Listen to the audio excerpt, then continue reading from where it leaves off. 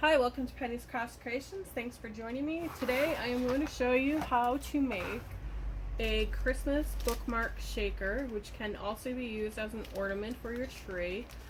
I am planning on doing some Christmas holiday themed words on mine. You can use them for personalization if you choose. And I'm going to start with bags. Now for this one here, I used these bags. I picked these up at AC Moore in Salem before they had closed, and they are 3 by 10 inches. That's the one I used for this one, and I'm going to use that one again because I like that size. If you can't find pretzel bags that are the 3 by 10, you can use these ones, and they are from Wilton. They are 2 1/4 by 9 3/4. So I'm going to do 2, so I'll need 2 bags. And the other thing you're going to need is laminating pouches and a laminator. If you don't have a laminator, you can use a hair straightener. It works just the same. Sorry, I did not mean to do that. And I'm using the Pen & Gear laminating pouches. I picked these up at Walmart. I don't remember exactly the price, but there's 50 in there, and they are 3 mil. And I'm using double-sided paper, and I got this, I believe it was at Michael's, I think. I picked it up after the holidays last year. It is double-sided, and I really like the papers, and I thought they would be great for doing crafts for this year. So the first thing you want to do is you want to open up your laminating pouch, and I use 2 fingers to separate them, which can be difficult. And you'll know which end to use because on the end that goes in first on your laminator has a clear edge.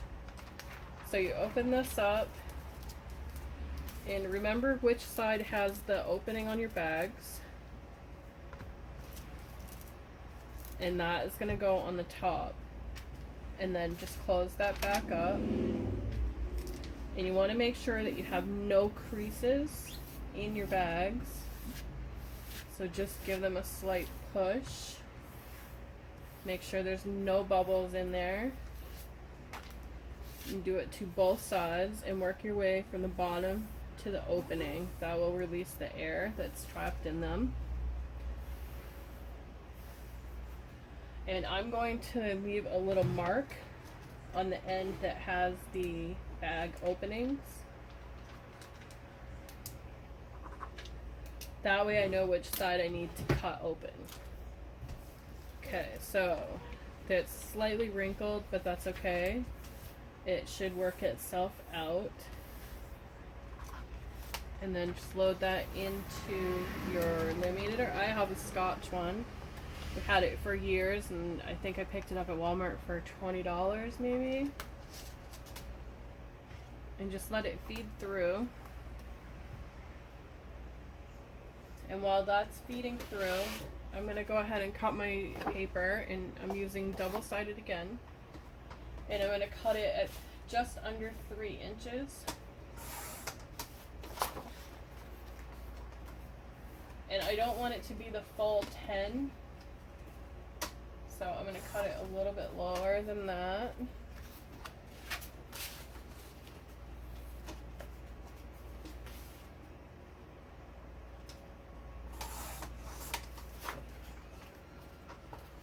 And it takes only a few minutes for it to feed through on the laminator.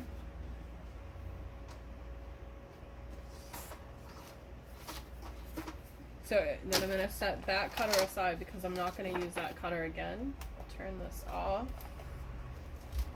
and set that aside till it cools. Okay, so I have my papers cut, and you might want a ruler for the next step after you cut your bags. So you can see the outline of the bags, and I have my mark up here which shows where the tops of my bags are. Now sometimes you cannot see that line. That's why I gave myself that line on the top, because you can't see, and I lost my cutter. Okay, so I guess I'm doing it with scissors instead. So you're going to cut across that opening, like so. Just cut along the edge. You can trim it up after you put your paper and stuff in it so you can see it better.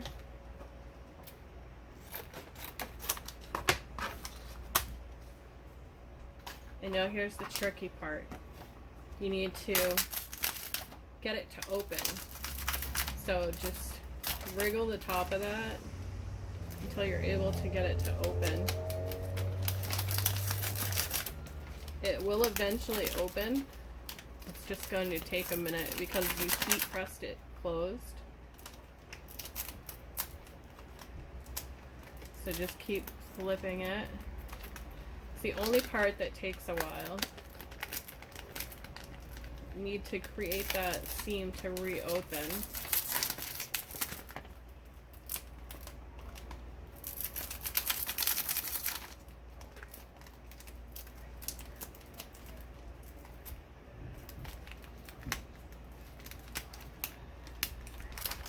Well, it doesn't want to open.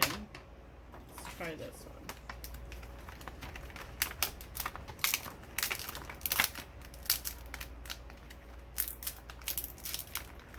Okay, this one's loosening up a little bit better.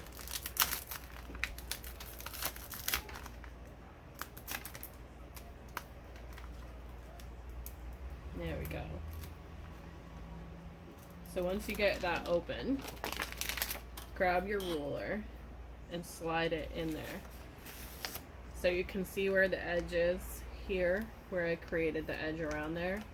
Now you can come through with the scissors if you like, but I'm gonna wait. And then you want to slide in your paper. And the reason you cut it shorter is so that it will slide in better. And it gives it a nice tight fit on the, by cutting it shorter. And just work that inside there.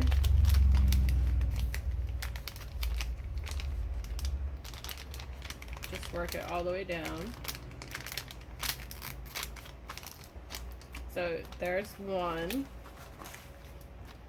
And then I'm going to go ahead and cut off where I have my paper. Just like that. Then I'm going to grab my sequins. And I keep my sequins in an embellishment box because they're absolutely gorgeous. I get to see all of them in here. And my color scheme on this side is pink, red, and green, browns, and some little pale blues.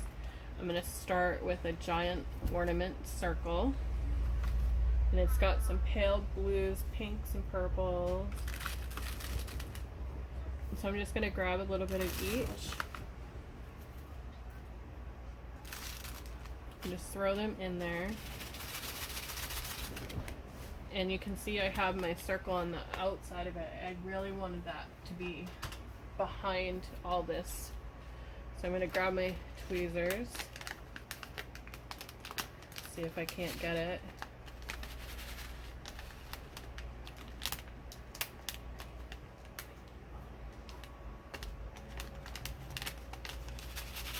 Hi, Grammy.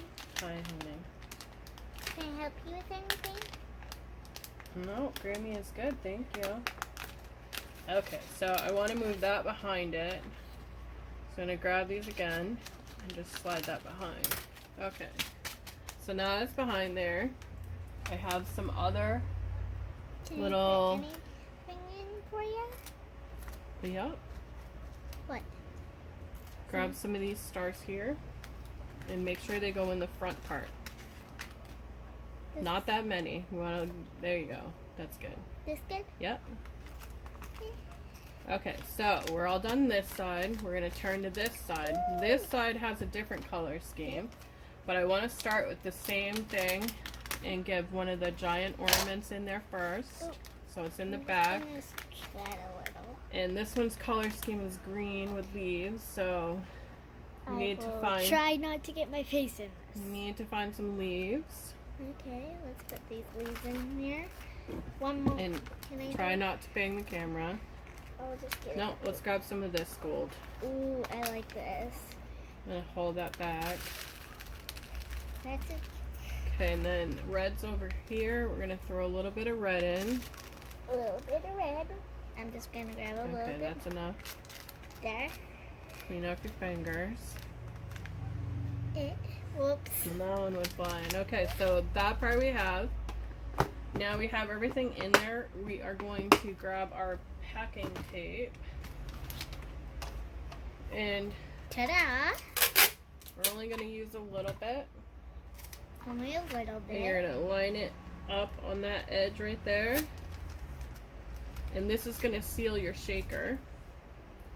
Which is used for what? So now because you have everything in there, you can go ahead and trim it up and get a little close to the edge all the way around, because now you know where you're going to cut.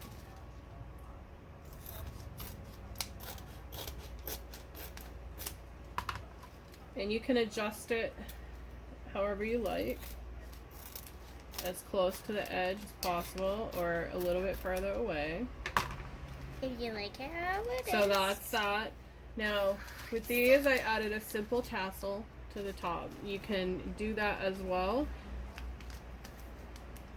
I'm not going to add it to this one, because with What this are one, the I want to shakers make for? this one more like an ornament. So I'll punch the hole with my hole puncher. Just a regular hole punch. Slide that down in, and you have your hole. Now with this one, I'm going ahead and add just a hanger and some frills hanging down, and that's it. You got yourself a little Christmas in July or any season, and it's perfect to do something with your grandchildren. Have them help you fill them. They can choose the papers and whatnot.